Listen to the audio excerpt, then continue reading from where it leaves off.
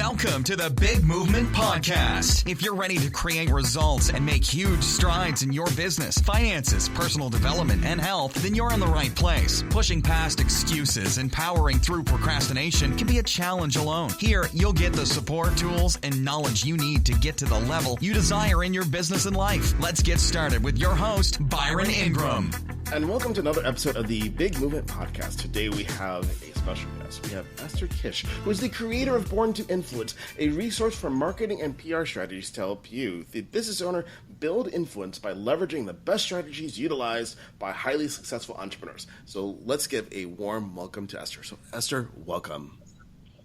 Thank you so much, Byron. So excited to be here. Oh, glad to have you here. So tell us a little bit about your background, because you have I'd say a distinct way that how you got into helping entrepreneurs build their influence. It just wasn't like you just woke up one day and said, I'm going to help people be influential. Oh, that would have been so nice if I was that clear. Right? I think everybody would love that. It's never a straight line, though. For me, it was very, very much like a treasure hunt, going from queue to queue and finding what's the next right thing for me. I have a background in business development and marketing for about 16 years and tried my hand at a handful of different things, including stock trading and coaching and publicity when I was working as the director of marketing for the largest jewelry company in the country and all kinds of things. But then 3 years ago, I launched a podcast called Born to Influence with my good friend Mita Miller. And at the time, I didn't know exactly what we would be doing, but I just knew that I wanted to up-level the level of people that I get to be in touch with and work with and build friendships with. So I really wanted to be in touch with people who are New York Times bestselling authors and very successful entrepreneurs who have really, really outstanding businesses and they're considered thought leaders. And what better way to do that than to help them with their projects and offer them a platform to promote their own books and coaching programs and things like that. So that's why we launched a podcast. And again, it was just with the idea to build relationships. I didn't know exactly what the business would be that would come out of it. But every time we would do an interview, after we stopped the recording, I would ask the guest that, hey, I know you have this book coming out or this new coaching program. Would you like me to help you get on some other shows as well? Do you want to do other interviews? And they would always say yes. So I would start booking them, just to help and to be helpful there. And at some point, one of my clients came to me and he said that, hey, I have this client who wants to be on interviews as well. Can you book him on some podcasts? And I'm like, yeah, sure. Send him my way. And he's like, yeah, but this time you have to charge for it. So I'm like, okay, fine. So it organically developed into a done-for-you publicity services business, but with the idea and with the background of marketing and really looking at your overall business, your offers, your funnel, your messaging, everything else, so that it's not just, getting the exposure, but actually with the idea in mind that how do you utilize these media opportunities to convert all that attention into leads and sales. Oh, no. Excellent. It's really interesting of how you went along this journey, and especially you had that point where you had to start charging. Was that an adjustment for you because you were just helping people and someone told you you have to charge? Was that a switch for you? Yeah, because I didn't think that I could act. It didn't occur to me that would be a business. I was making money, with the coaching at the time and also with working as the director of marketing for the jewelry company. But I didn't think that what I was doing here with helping people could be offered as a business in and of itself. So when he said that, yeah, okay. And I'm like, okay, yes, and you're a client of mine, and you're very successful, and you're sort of a mentor too. Can you help me figure out my packaging? So that's how it all started. It's interesting because you've had this journey, and it took several years to get there. Because you think about how many times people hear the stories of, oh, yes, this happened overnight. Well, no, there wasn't an overnight success. It was something that took time. So when you launched the Born to Influence podcast, how long after you launched it did you really start seeing the benefits of it?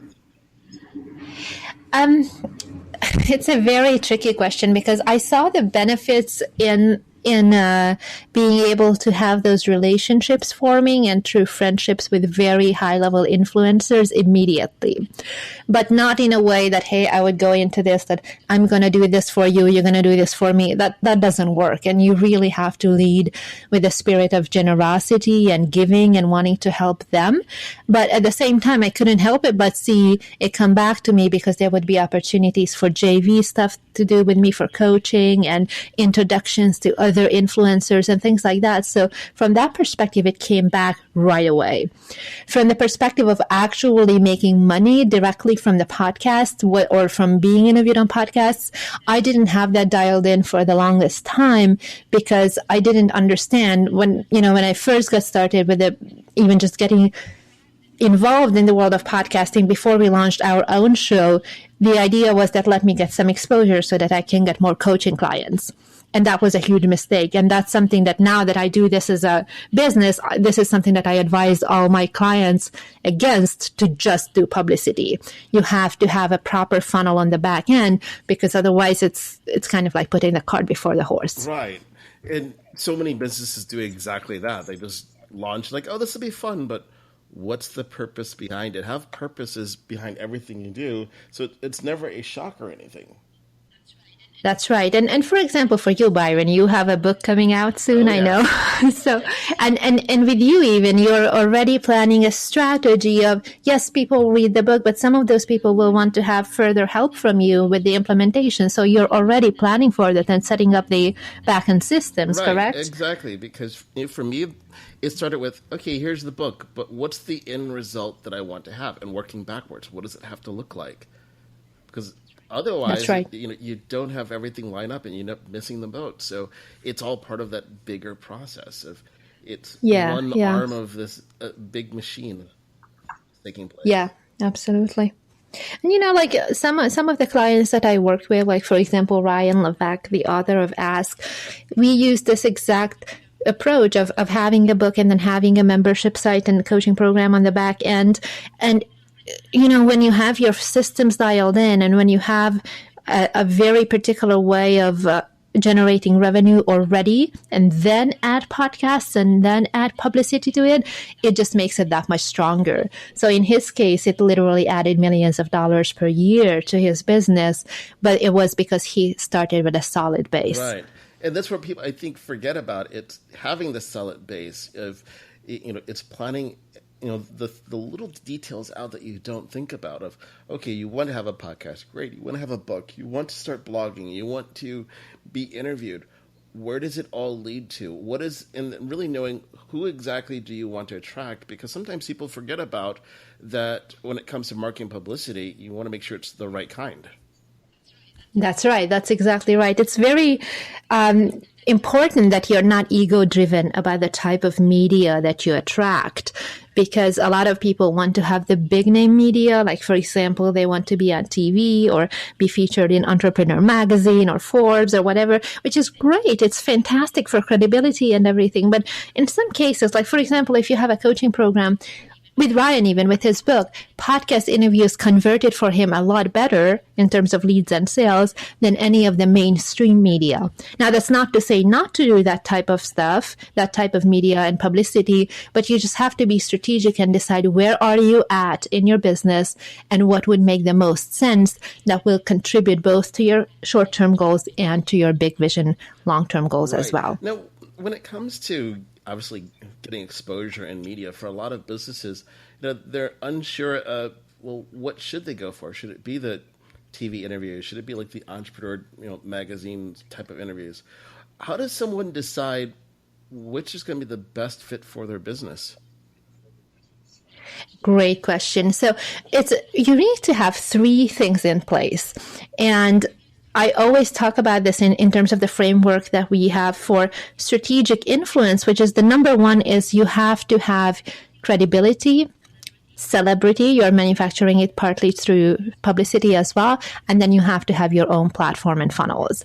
And to have these three, the one thing that you can do, and that's what we did with our podcast as well is to start connecting with high-level influencers and really start being friends with some of the A players and the thought leaders in your industry. And once you have that, when you also add in publicity, suddenly you have that sort of celebrity status because you're seen with really these high-level speakers and thought leaders and authors and, people who are A players in your industry. Maybe you even share the stage with them from time to time if you are someone who speaks. But then you add to the publicity piece to it, suddenly you are manufacturing your authority positioning. And that's why what we talked about earlier with the funnels, if you have the third piece, the funnels in place, that's where you start monetizing it. But to focus on the publicity piece that you're asking about here, if you have, for example, a mainstream product like a weight loss coaching system or something that the average person on the street could use, then mainstream broadcast media like TV or newspapers or radio or magazine would make perfect sense. Or if you have a physical product that is not a very niche thing, but something that has a mainstream appeal, then the big media is great. If you don't have that, if you are, for example, someone who does business coaching or some kind of an online marketing thing or anything really that is just niched, then, or if you have a B2B offer, then you really have to figure out who is my exact target market, what kind of media do they consume, and then go for those types of publications. And that might be things like podcasts, or it might be things like Entrepreneur Magazine or Forbes or, YouTube shows or Blab interviews.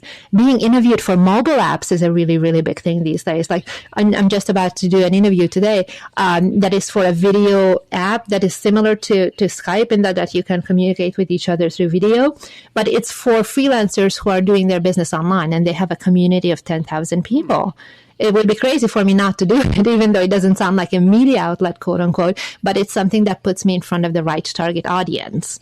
Does that make definitely. sense? It's figuring out the audience of where they're at, because in that case, if there's 10,000 people, well, it might not be the traditional, entrepreneur type of outlet that you would typically think of, but these are people who want to understand your message. So you That's have to right. think outside of that proverbial box sometimes to find where you should be putting your message at.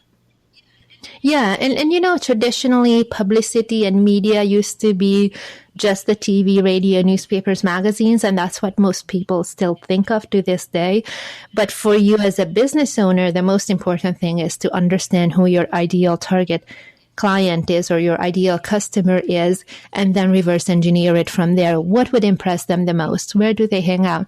Would they really be more likely to buy if I were, for example, in the Huffington Post or something like that? And you can put that logo on your website. That's great, but just you need to keep in mind that publicity is not a magic pill. You have to be consistent with it. The more you do it, the more opportunities you will get as well. And then also have realistic expectations of what are you going to do with that traffic. So assuming you have your conversion systems in place, assuming you have your funnels and everything, and you have a freebie that you can offer on your interviews and all that stuff. Now, narrowing down that, let's say if I want to be an entrepreneur or Forbes, can I really go after the staff writers, for example, who are hired by the magazine? What kind of stories do they look to cover compared to, for example, contributing writers who are entrepreneurs who happen to have their own column and they're writing for free for those magazines, but they're also much more business minded. They're not professional writers, but they understand the business aspect.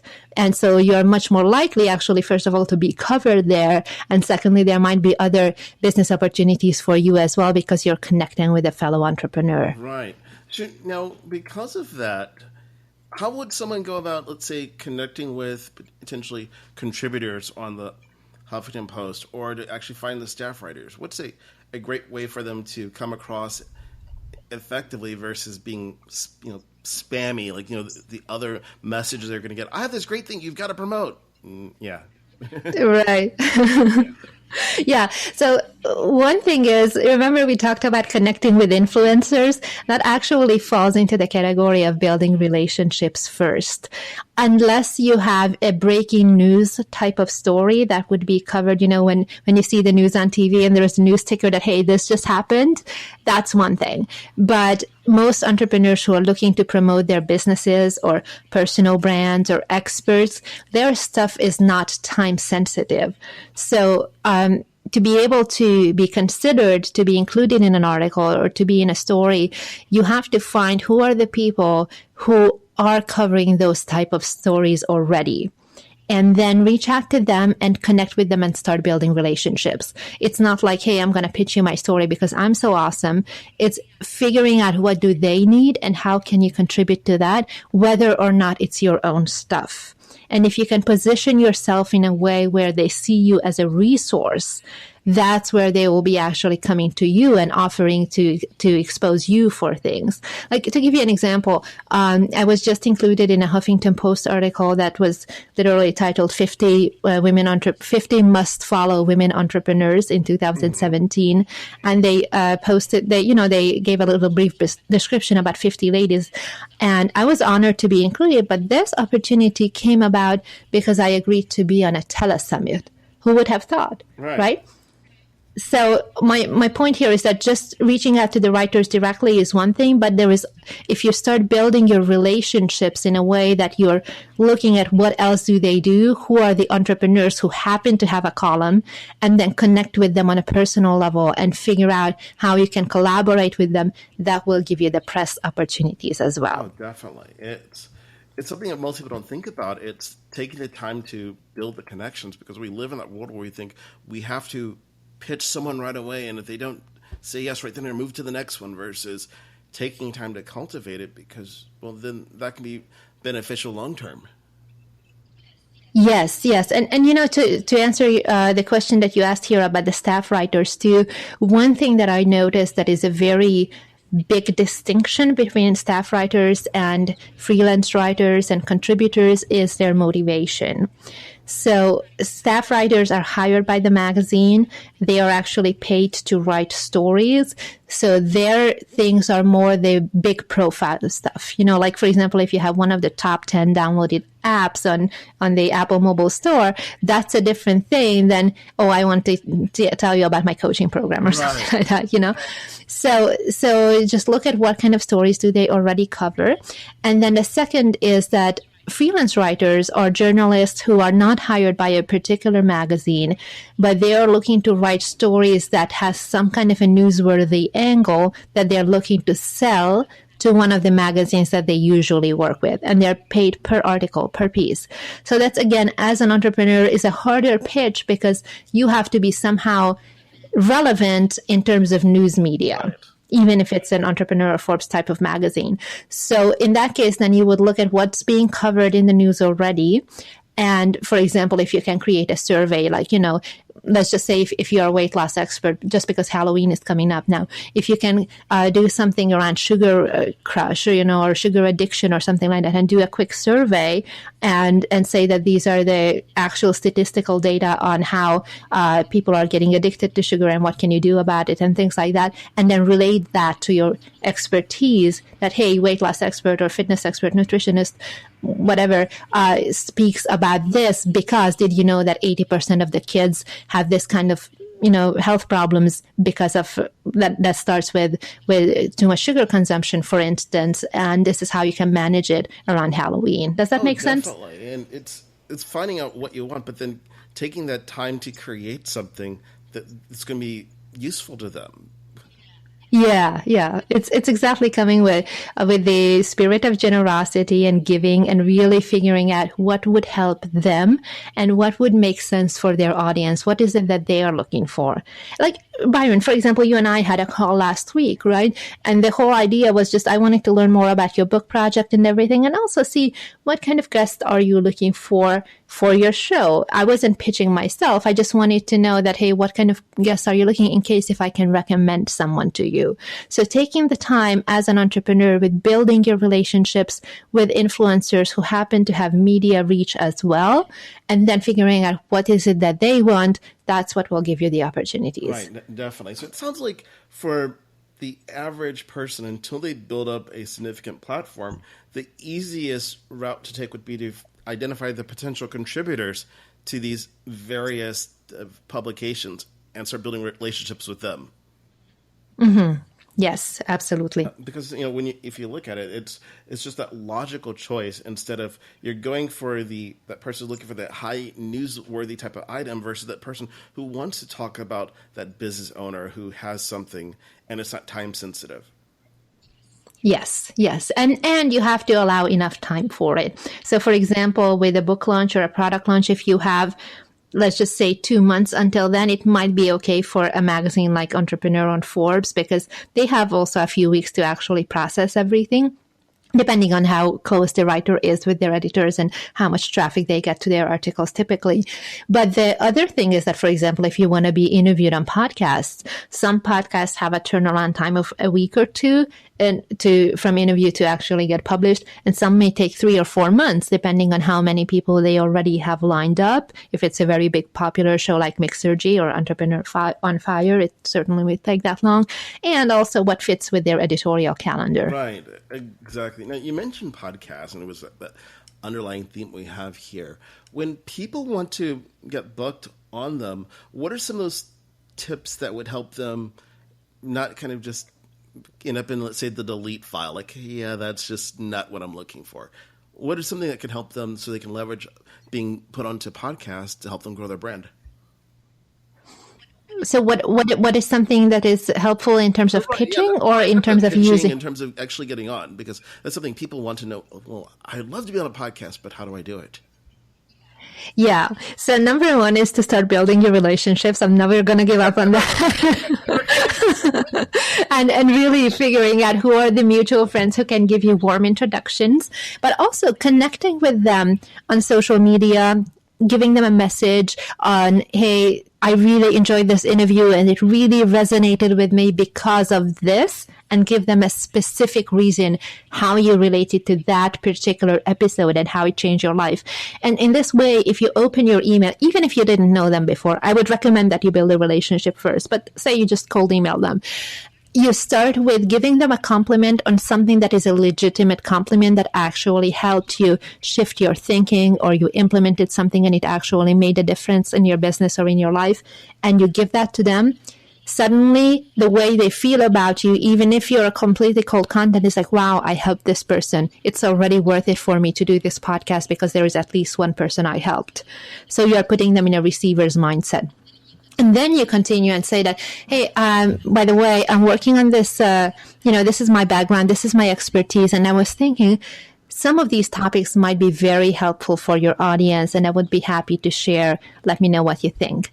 And then give them specific bullet points, 2 or 3, not too many, that would be potential topics that you already know that their audience is looking for. So it might be like how to grow your business through Facebook ads, if it's a business type of podcast, or, if it's in the health space, then what are some of the body weight exercises that you can do while traveling, or anything like that, that you know that their audience would find useful. And then the bullet points with the topics that you're suggesting should be around that.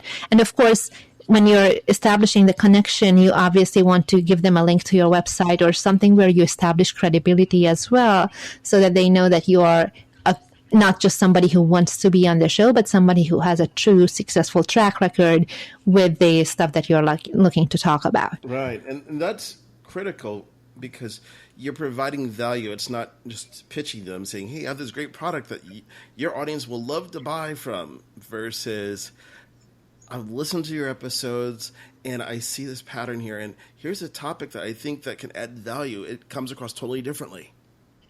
That's right. Yes. And it's something that people have to, realize. It's what's the most important thing, that adding value doesn't matter what type of platform. It's what's going to build the bridges versus ending up with a closed door in your face. Yep. Yeah. And you know what? That's another thing. I'm so glad you mentioned that. If somebody it says closed door, that no, thank you, that's okay. Don't give up.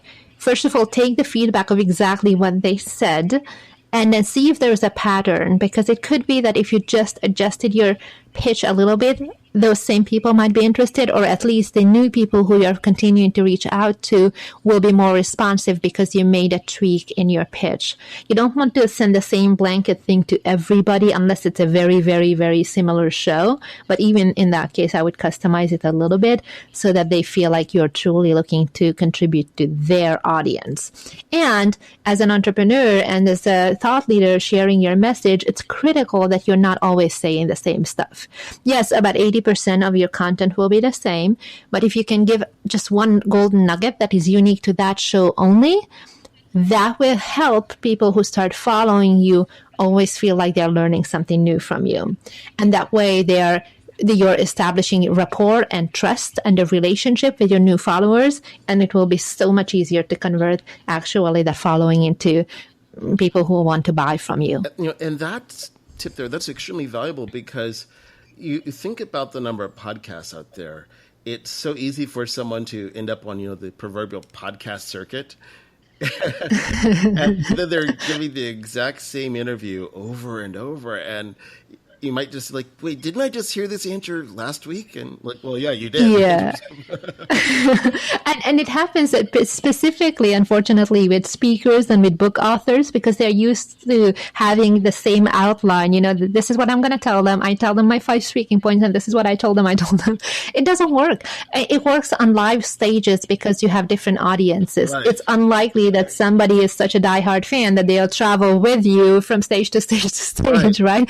And see the exact message. But with online interviews, with podcasts, even with articles or anything that is available digitally where you don't have to travel, if somebody comes across, say, on Facebook or on iTunes, an interview that you did, the next logical step, if they liked it, is it might be that they immediately go to your website to check you out or to take you up on your freebie. But more likely, they will just go and, hey, what else has this person? What else do they have to offer? They'll go and download another interview and a third one and a fourth one.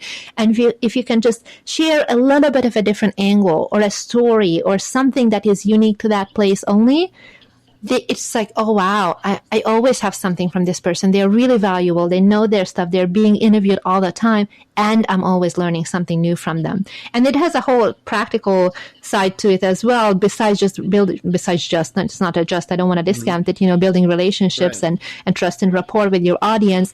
But also on the practical side, when you're combining it with integrating it all with your funnel and doing Facebook ads and retargeting, when you have something unique for each show, it will allow you to set up a whole different set of targeting and serving them with other content based on what they heard in your interview, which will make your entire campaign, when you combine advertising and publicity, that much more powerful. Right, exactly. And it's so critical you do that because you don't want to be just a robot. It's one of the reasons why when I do interviews, I don't have a standard set of questions because, well, to me, asking the same questions week after week would get kind of boring, and all the episodes would start sounding really identical. So I love that free-flowing atmosphere where the questions are going to come up just like as if we're just sitting at a coffee shop someplace. It's not like you're going to sit down with somebody and it's like you slide a little card across the table. Here's my 5 questions I'm going to ask you today. I'd like you to answer them. And you know what? If that happens to you as an interview guest, because there are many shows that are like that, the good thing is, first of all, you're familiar with the show, hopefully, before you pitch yourself, so you'll know exactly what those questions are, or the podcaster will send it to you ahead of time. But also, it's your job to make that interview successful. So what I mean by that, if you have a specific set of questions that they will want you to address, you'll do that. And you will give them extra content that your audience needs to hear and believe in order to want to take the next step with you. Right. And that's important because you don't want it to be a simple yes or no response. Like, do you help people with their marketing line? Yes. Yeah.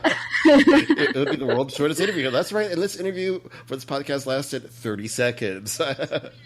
Yeah, I mean, when you're a guest, of course, it goes into media messaging and your intentional message content and all that stuff that requires a bit more training if you're not already trained in that area.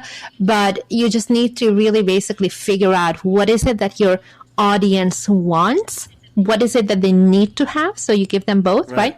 You combine it through stories and examples and the very nitty gritty how to. You have to give them all of that regardless of what the question is.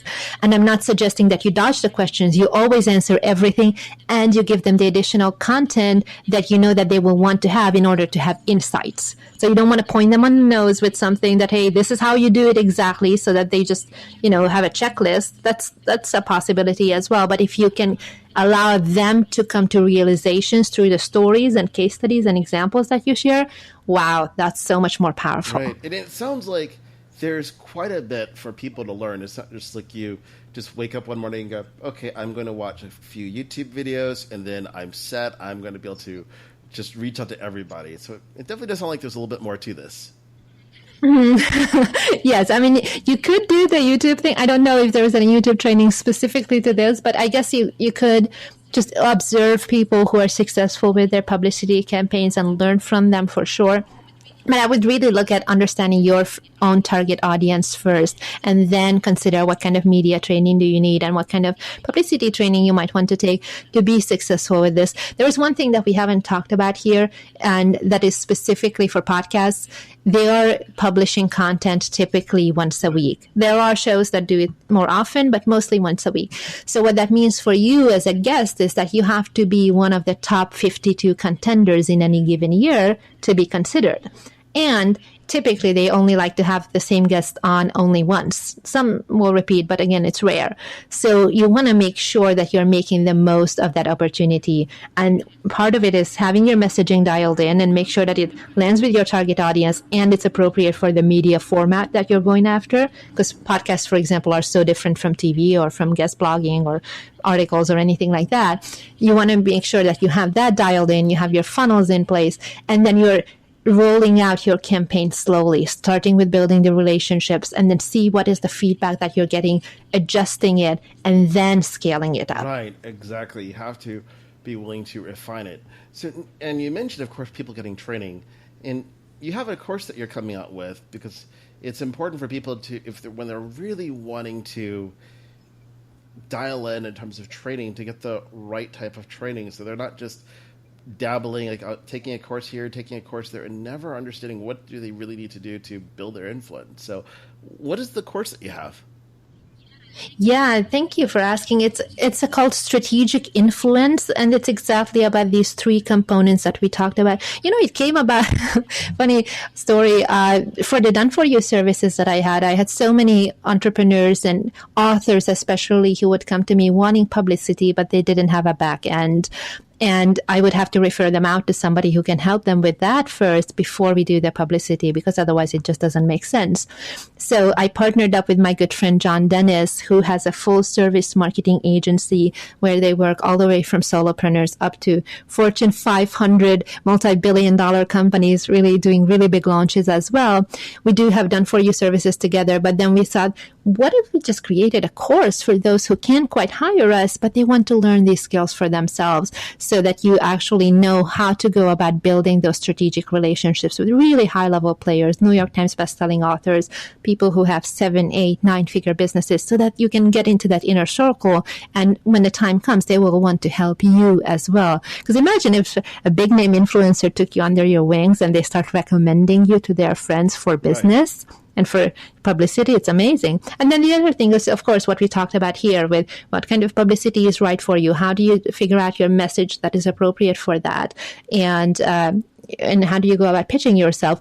And the funnel training, so that if you don't have that in place or it's not specific to your publicity campaign, through this course, you can learn actually how to build your own funnel in a way that will play together with all the publicity pieces that you are and the opportunities that you are creating yourself for yourself through your media outreach. Right. So now, what makes the course different? Because obviously, there's tons of courses that are out there, but why should someone say, I really want to take this course because it's going to help me do blank? Right. So the biggest difference, I would say, is that it's holistic. All the courses that are out there are focusing on one component only, which might be, for example, how to get traffic or how to get publicity or something like that. But there isn't anything that actually takes you from day one of looking at all these different components that you need to have in place, building your relationships, getting the right kind of publicity, and then creating your funnel in a way that is specifically designed for podcast traffic or for other media attention, so that it's actually all the pieces build on each other and they play together so that you have a really powerful machine. And obviously, I mean, I can, make promises for what kind of results people should expect, but just from the done for you side of actually implementing this for our clients, both on John's side and on my side, it's literally people who have made millions and millions of dollars using these strategies. No, and that's powerful because to have something that's holistic, it's not very common out there because, ironically, I was having a conversation the other day, and this is one of the challenges that most people have in a business is that they think, oh, I need to have more SEO or more paid traffic. But then that's just one component of this entire process. And then they might wonder, well, how come this is not working? Well, you fixed one thing. Like it's like if you had water flowing from the faucet constantly in your bathroom, but so you just tightened one thing, but you realized, oh, but there's 5 other issues going on that have to be fixed. But that's the reality of what's taking place is people not looking at the whole process. And you know what? This is such a valid point here because a lot of people then they get, okay, I fixed this. Oh, but there is this other thing. Now I have to buy a whole other course. And then soon enough, you're in this whole bright, shiny object syndrome of buying everything and implementing very little instead of having a very strategic way of going about it and choosing what's right for you at this time. Right. Because there might be, like, for example, with media, right? TV might be right for you 2 months from now or a year from now, depending on where you're at and what makes sense with your strategy. It might be much better for you right now to focus on building your funnel or reaching out to influencers and start building your relationships with them rather than trying to get big name media, but then not having anything to show for it other than the clip. Right. And I think the biggest benefit, it's the economy of time. If you think about it, what happens is people, they start going down the rabbit hole, so they start taking all these different courses, so they lose the opportunity cost because they're not implementing. But not only that, they don't necessarily think about what is it that I should be implementing right now. So let's say TV interviews would be great after the funnel's built, after you get that initial base layer of publicity in place for the credibility. So you know that these, and it gives you that why. Why am I going to go out there and build all these initial relationships instead of, oh, here's how you quickly get TV interviews. But then you get there and you're like, hi, and you miss out on it all. Yeah, absolutely. So it's very valuable that you're providing this knowledge because it's something that people truly need in the marketplace to help them grow their business.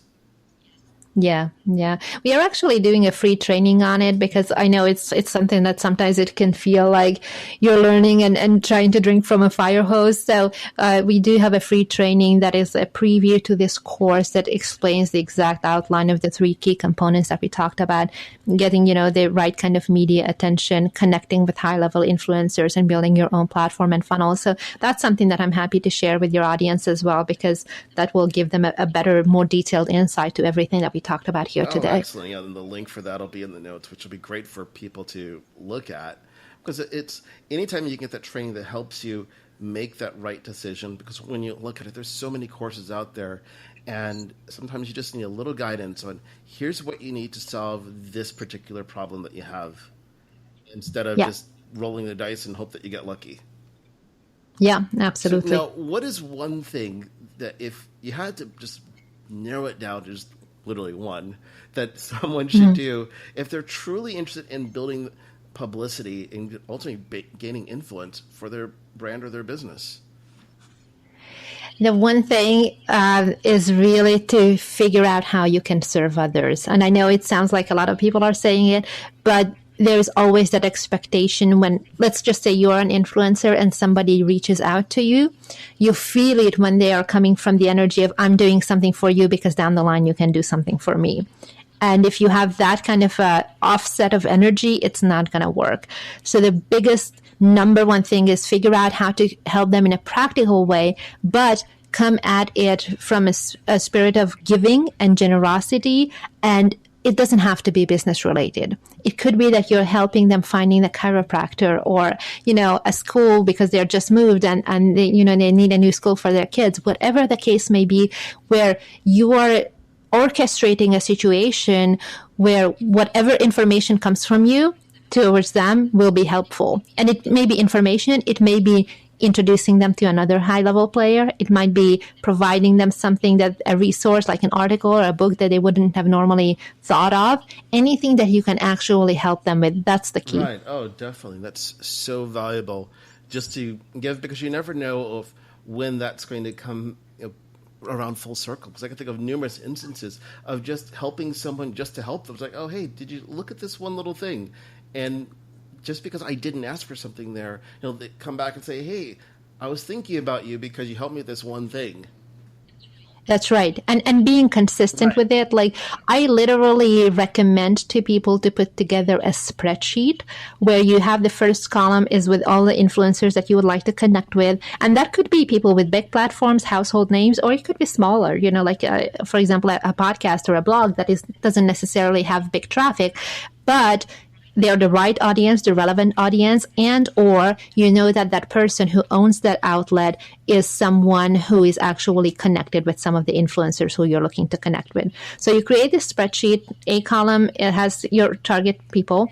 And then the second column, the B column, will have your mutual friends. And if you don't have any mutual friends, then the friends of friends or the friends of friends of friends. And I know it sounds crazy, but this is literally how you will reverse engineer who are the people who you want to strategically connect with consistently, because you can spend all day on social media sending random messages, but if you have a direction of who you want to be with and talking with and communicating with, ultimately you will have the opportunity to get those introductions to the people who you want to connect with as well. And that in itself is so valuable, because when you think about people when they're connecting with social media, some just kind of think, oh, look, that person looks like fun, I'm connecting with them, versus being strategic. If you're looking, you have 24 hours in the day, and most people don't want to live on Twitter and Facebook, so you have to be more purposeful about the connections you're creating, knowing that it's going to eventually lead to a particular result, whether it's an introduction or it gets you introduced to a specific circle of people or whatever it's going to be.